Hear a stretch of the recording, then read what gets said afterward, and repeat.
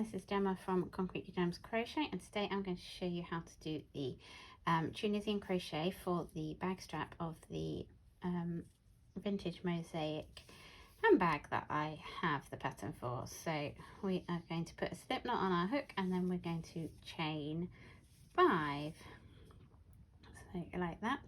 Then we're going to work into the back bumps, so we turn our chain over and find that back bump of the second stitch from your hook, yarn over and pull through a loop, and then we do the same with every back bump going across, and we will end up with 5 loops on our hook like that. And then we are going to yarn over and pull through 2.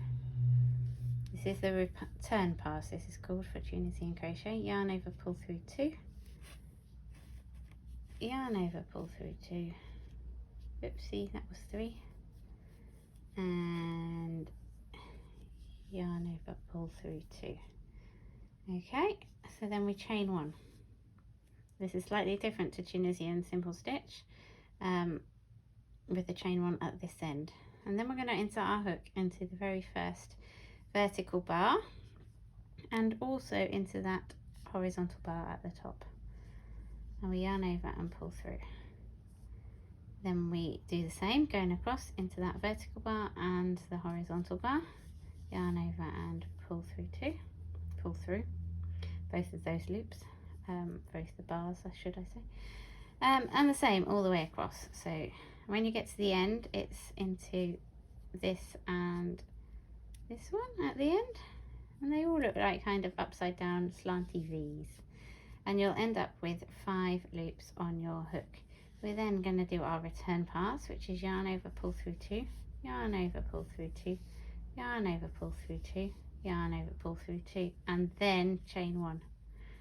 Okay, and then we go into those 2 front loops again, and we just repeat all the way across. And we're going to repeat that until we have made a bag strap that we are happy with. And this is a really great stitch to use for a bag strap. I know it goes on the diagonal, but that doesn't actually matter. It just means that it's super strong and not stretchy, so it's a really great strap to use for a bag.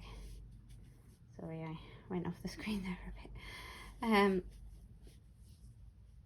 And so we just carry on like that, remembering with the return pass that the chain 1 happens at the end of the return pass instead of at the beginning, and that is the pattern that you end up with.